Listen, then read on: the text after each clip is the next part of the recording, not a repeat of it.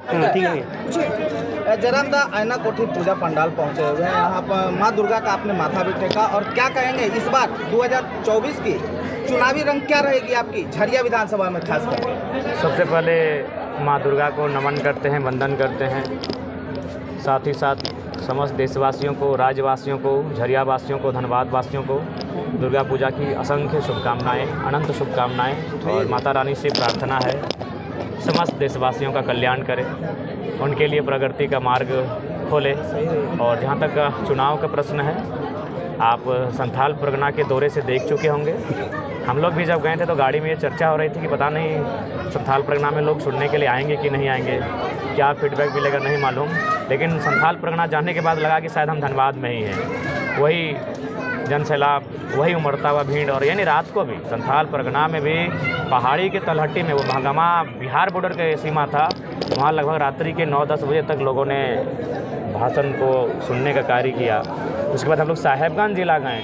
साहेबगंज ज़िला में तो बारिश में पहली बार मेरा टेंट भी टूट गया बारिश में, लेकिन उसके बावजूद लोग टस से मस नहीं हुए। तो ये तो प्रतीत हो रहा है कि नई विचारधारा का पूरे राज्यवासी धीरे धीरे लेट ही सही समर्थन कर रहे हैं और उनका स्वागत भी कर रहे हैं। सरना गमछा पर जो विवाद चल रहा है, क्या कहना चाहेंगे? देखिए मैम, अभी आपने गमछा सर पे रखा है, लेकिन हम लोग गमछा को केवल गमछे के दृष्टिकोण से ही देखते हैं। कभी वो गले पे आता है, कभी वो कमर पे आता है, कभी उसको हम लोग बिछा के बैठ जाते हैं। तो उसी प्रकार की एक घटना है वो, मतलब कह सकते हैं कि अनजाने में अनभिज्ञ रूप में। और मेरा मानना है कि आग्रह होगी, सबसे पहली बात, अगर किन्हीं को ठेस पहुंचाए तो हम बार बार नहीं 1000 बार उनसे माफ़ी मांगेंगे, लेकिन हम ये तर्क जरूर देंगे कि आप कम से कम वस्त्रों को आप आस्था के नाम पे ना रखें, क्योंकि वस्त्र है वो नहाने धोने माथा पोंछने के कार्य आते हैं।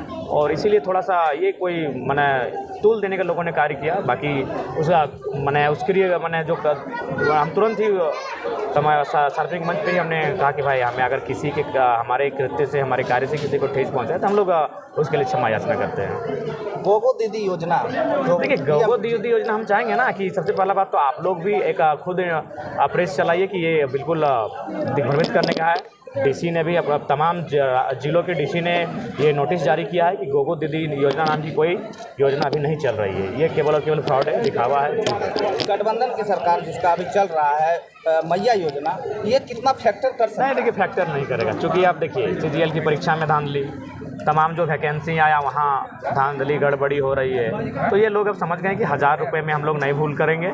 आपके परिवार लाखों रुपए महीना कमाएंगे, आप लाखों रुपए में सीटों को बेचेंगे और 1000 रुपये रिश्वत देंगे चुनाव के समय। ये अब झारखंड के लोग स्वीकार नहीं करेंगे। सर, झारखंड के भैया लोगों का सवाल है, भैया को सम्मान कब मिलेगा? जी, हमारी सरकार में भैया का भी सम्मान होगा। और हमें लगता है कि क्या कहाँ नारा लगाना चाहिए, आइडिया होना चाहिए ना। आप लोग काहे ऐसा करते हैं? नारा का एक जगह होता है। अभी हम लोग माता के दर्शन करने के लिए आए हैं, इसीलिए आपसे आग्रह होगी किसी प्रकार की नारेबाजी ना करें।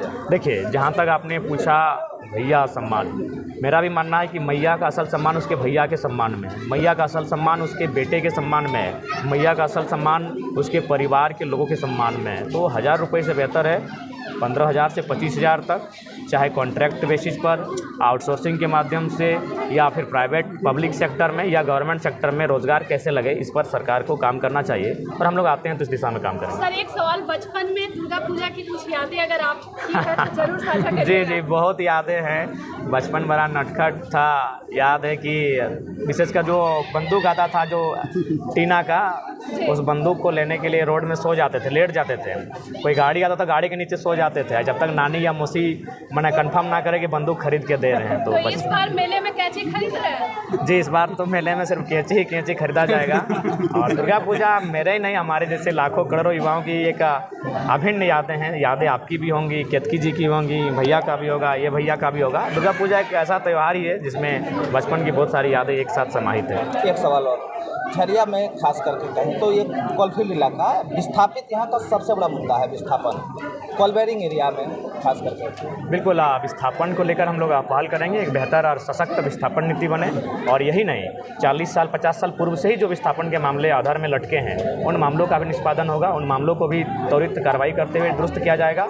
और विस्थापन के अलावा शहर में जो समस्या होती है वो पानी की होती है, प्रदूषण की होती है, तो इस पर भी हम लोग काम करेंगे ताकि शहर का जो वातावरण है उसे स्वच्छ रखा जा सके। भवरा जहाज स्टार में जो आपका जो कार्यक्रम चल रहा था, लगातार धरना प्रदर्शन वहाँ विस्थापन को लेकर के, अभी तक वो मुद्दा क्लियर नहीं हो पाया। जी बिल्कुल, चूँकि जिन लोगों से हमारी लड़ाई हो काफ़ी सशक्त लोग हैं, तो हमें लगता है कि अब राजनीति के माध्यम से उनसे लड़ाई लड़ेंगे और चुनाव के बाद उनसे एक ज़ोरदार तरीके से हम लोग चरणबद्ध लड़ाई लड़ेंगे।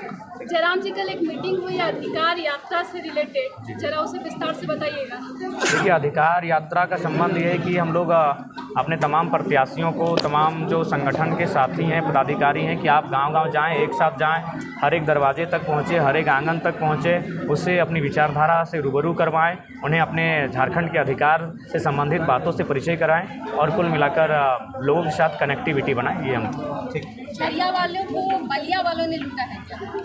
देखिए, आप कह सकते हैं कि झरिया को केवल हम किसी अन्य पे दोषारोपण करें, हम भी कहीं ना कहीं दोषी हैं। अन्य राज्यों से जो लोग आए हैं, जिन्होंने माफिया प्रवृत्ति का रूप धारण किया, वे तो दोषी हैं ही, हमारे लोग भी दोषी हैं। जहां हमें एकजुट होकर लड़ना चाहिए था, जहां संघर्ष करना चाहिए था, हम लोग वहां आपसी विवाद में उलझे रहे हैं और उसी का परिणाम रहा कि आज भी विस्थापन के मुद्दे सॉर्ट आउट नहीं किए गए हैं। तो नो डाउट अन्य राज्य से जो लोग आए हैं, जिन्होंने दबंगई प्रवृत्ति से, अगर अन्य राज्य से लोग रोजी रोजगार के लिए आए हैं, उनका स्वागत है, आज भी स्वागत है, कल भी स्वागत रहेगा।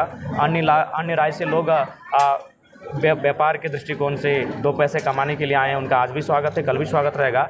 लेकिन जो लूटने के उद्देश्य से आए हैं, उनका कल भी विरोध था, आज भी विरोध है और कल भी रहेगा। ठीक। जयराम जी, एक सवाल है।